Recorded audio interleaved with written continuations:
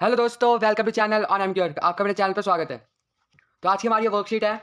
Subject English class 7th, worksheet number 20 है। Date है 27 and 2021 की ये वर्कशीट आज की हमारी वर्कशीट है।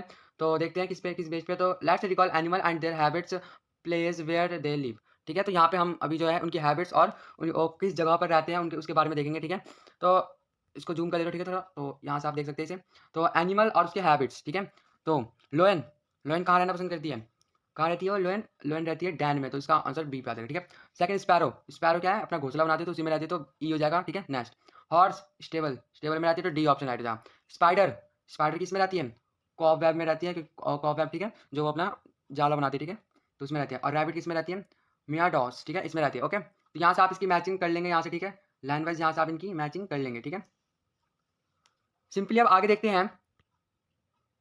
ठीक है, आगे देखते हैं।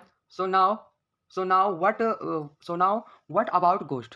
तो क्या आपने कभी क्या आप गोस्ट के बारे में जानते हो? क्या आपने कभी गोस्ट को देखा है? या क्या आप सोच सकते हो कि ऐसा कुछ होता भी होगा? कोई भूत तो होते होंगे, हैं? Do you think they exist? क्या ये मतलब होते हैं? क्या आप ये सोच सकते हो कि ये हो सकते हैं? Where do they live? क्या आप ये सोच सकते हो कि ये रहते कहाँ हैं? Let's find out in the poem. चलिए इस जो पोएम दी गई है इसमें हम फाइंड करते हैं, पता करते हैं। द सेट, तो ये पोएम का नाम क्या है? द सेट है। ओके, आगे है this poem open with the description for the shed which is at the end of the speaker garden.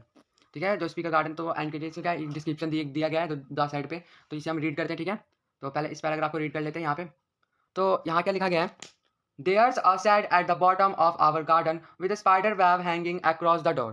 इसमें क्या कहा गया है? यानी हमारे गार्डन की जो नीचे जो सेट था, ठीक है, जो गार्डन के जो नीचे मतलब निचले हिस्से पे जो सेट था, वहाँ पे क्या था कि डोर पर जो सेट सेट मतलब यानी जो डोर थी वहाँ पे क्या थे? जो कई सारे मकड़ी के जाले थे। ठीक है, लटके हुए थे वहाँ पे। ओके, और वहाँ के जो दरवाजे थे, वहाँ उनमें से क्या थे? जो उनकी जो क्या कहते हैं, हैंग हैंग जो होती है ना, जिसे मतलब खोलते बंद करते हैं, तो वो उन सब में क्या थी? जो जंग लगी हुई थी। ठीक है, हिंगिंग्स में यहाँ आप देखते हैं, यहाँ द हिंगिंग्स are rusting and creak in the wind. ठीक है, जो हिंगिंग्स थी, जो डोर्स की हिंगिंग्स थी, जिससे मतलब दरवाजा खोलते ओपन करते, ठीक है, तो उसमें क्या लगी थी? जंग्स लगी थी और क्रैक्स हो रही थी। ठीक है, टूटने की हालत में थी वो।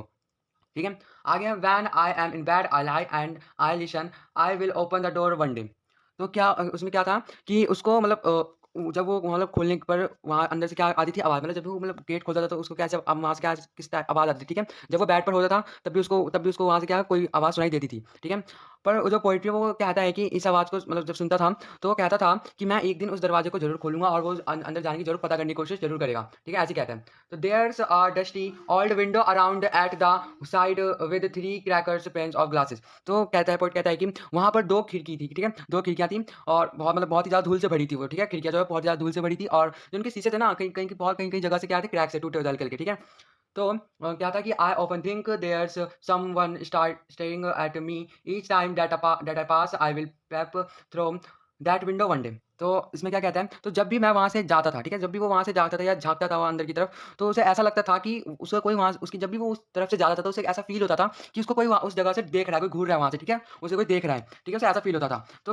तो वो कहता था कि एक दिन वो उस विंडो में ज़रूर झाँक कर देखा, मतलब जो वहाँ पे जो विंडो थी जिसे जहाँ से उसे वो फ़ील होता था कि कोई उसे देख रहा है, वो कहता था कि वहाँ पे वो जाके और उस विंडो से झाँक के वो ज़रूर देखेगा। ठीक है, चलिए अब सेकंड स्टेटमेंट की ओर बढ़ते हैं। तो यहाँ पे सेकंड पैराग्राफ है, तो इसे देखते हैं। तो my brother says there a ghost in the shed. तो मेरा भाई जो है मतलब उसके जो भाई वो क्या करे, वो बताता है कि उस शेड में एक घोस्ट है। ठीक है, मतलब एक भूत है वहाँ पे। ठीक है, who hides under the rotten floorboards. और वो कहता है कि जो वहाँ पर फ्लोरबोर्ड्स था, वो क्या था? वहाँ पे बेकार हो चुके थे। ठीक है, and if I ever dare to set foot inside he will jump out and chop off my head but I will take a peek one day. तो इसमें आप क्या कह रहे हैं कि जो फ्लोरबोर्ड था क्या था? वो बेकार हो चुका था और वो उसके नीचे छिपा हुआ था। ठीक है, जो जो फ्लोरबोर्ड बेकार हो चुका था उसके नीचे वो छिपा हुआ था। वहाँ पर जो है गोश्त थे। ठीक है, जो जो मतलब जब भी वहाँ पे कोई जाता तो क्या, जब भी वो कोई वहाँ पे जाएगा तो क्या होता है? गोश्त जो है उस पे क्या करेगा? उछलेगा। ठीक है, और उसके हेड को क्या करेगा? काट देगा। यानी कि ना क्या था? Chop off my head. ठीक है, ऐसा फ़ील होता था कि काट देगा। तो लेखक जो है वहाँ पर अ, जैसे ही मतलब जाता था तो वो हिम्मत नहीं कर पाता था वहाँ जाने की, मतलब जाने की कोशिश करता था बट वो इतनी हिम्मत नहीं कर पाता था कि उसे डर डर भी लगता था अंदर-अंदर। फिर भी जो है पोएट कहता है कि वो जो है उस वहाँ पे क्या करेगा? जाने की कोशिश करेगा, वो वहाँ पे एक दिन जाने की कोशिश ज़रूर करेगा, ऐसे कहता है। ठीक है, तो I know that there is not really a ghost. लेकिन वो जानता था कि वहाँ पे क्या है? कोई भूत-वूत नहीं है, कोई घोस्ट नहीं है। My brother tell lie to keep the shed for his den। तो और वो ये भी जानता था कि उसका भाई जो है उसे झूठ बोलता रहा है कि वहाँ पे कोई घोस्ट है। ठीक है, there is not anyone staring और मेकिंग स्ट्रेंजर नॉइज़। एंड जो जो उसे फ़ील होता था कि कोई वहाँ से मुझे देख रहा है या उसकी कोई आवाज़ें निकाल रहा हो, मुझे झूठ लगता है, ठीक है? तो and the spider has been gone from his web and उसे ये भी लगता था कि वहाँ की जो मकड़ियाँ हैं, वो अपने जाले पे से क्या है, जा चुकी है, छोड़ के उससे जा चुकी है जाले पे से, वहाँ से हट चुकी है। कोई वहाँ पे मकड़ी-वकड़ी नहीं है अब। कहता है आगे, since I don't know when I will go into that said one day soon but not just eat.